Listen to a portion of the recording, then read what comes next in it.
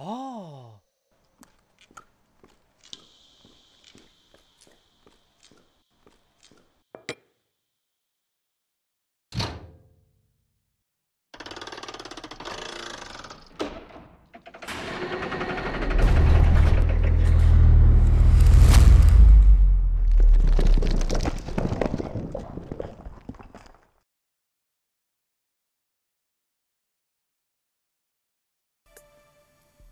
Voilà ce qui est pour moi une sortie d'un tunnel mégalithique. Donc il y a énormément de choses effacées à l'intérieur. Ça a été nettoyé, caché, recouvert. Voilà, pour laisser juste une petite sépulture comme ça, pour nous faire rêvasser. Je vais en faire une petite analyse sommaire et rapide. Un gros bloc cassé en face, apparent. On semble une porte au milieu rebouchée. Regardez un deuxième gros bloc à droite qui semble avoir des inscriptions, des pétroglyphes, des hiéroglyphes bien effacés par le temps. On voit que le sol il a été éventuellement refait. À mon avis c'est beaucoup plus profond. Vous voyez comme il est tenu dans les angles, un gros bloc en guise de marche. Là par le toit, c'est posé. On se demande comment ça tient. Alors, il y a des endroits qui sont posés et puis d'autres non. On voit les jours. Et là, vous voyez, dans l'angle, ça a été bouché. Ils ont fait comme un mur à l'ancienne. Alors là, il y a une petite inscription avec une date. Alors, 862 apparemment.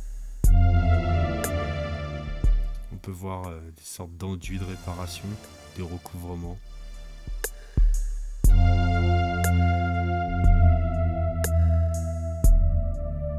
on peut discerner de la géométrie.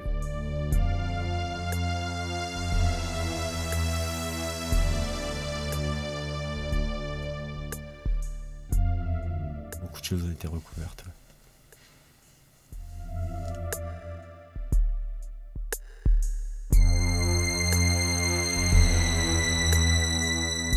Là, on voit un petit peu comme du lapis lazuli. On voyait des petites couleurs bleues. Ça peut être des pigments. Mais... Ouais, le sol, pour moi, il est plus profond. Ça a été recouvert.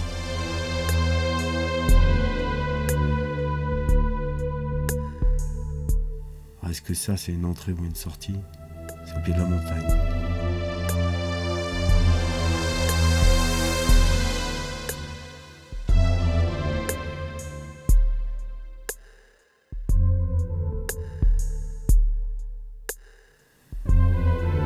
J'aime bien la façon dont ils sont posés.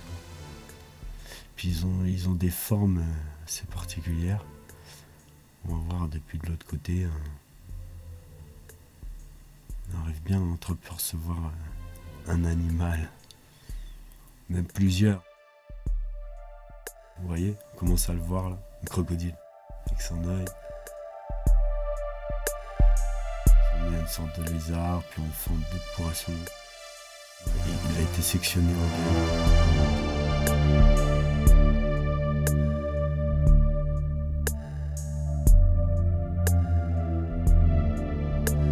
Puis la manière dont c'est coupé, vous voyez, le torso, comme une carapace de tortue. On pourrait comme voir un éléphant avec une oreille, avec l'œil. Bon, il y a énormément de choses à imaginer, mais surtout il y a toutes les petites cupules aussi qu'on peut observer dessus. C'est pas des très profondes et visibles, mais elles y sont. Voilà, là il y en a encore là. Là il y a carrément comme des nageoires. Donc après il aurait fallu la visiter de nuit et puis faire des tests avec des appareils pour faire ressortir du relief.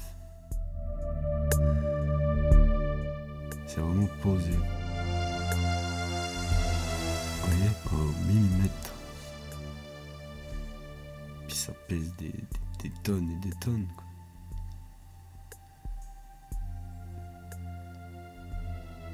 précision, puis il y a des arrondis sous la pierre de gauche. On voit bien qu'il y a eu des modifications depuis le temps.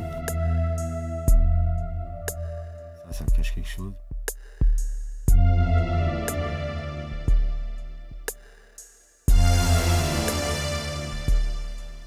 Et là aussi, il y a une représentation.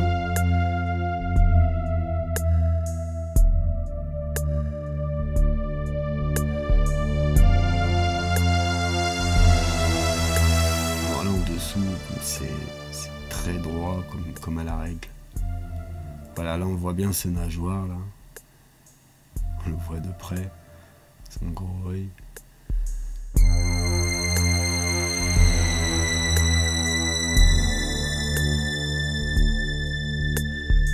Gros animal de la mer.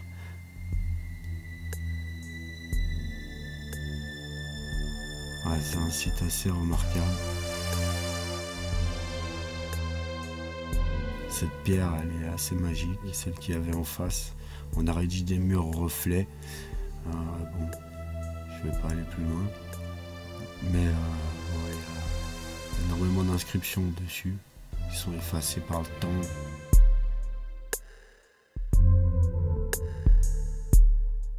Alors là, on peut voir que ça a été muré et on voit bien le passage là. Regardez, vous voyez, il y a du jour. On voit bien qu'il y a quelque chose derrière ce mur. C'est le passage en fait, ce petit trou là, c'est le passage. Ça a été bouché quoi. Et c'est le passage. Voilà. Donc lieu assez incroyable. Il y a beaucoup de choses à dire sur cet endroit. Je resterai très sommaire. Mais ouais, j'ai constaté plein de choses.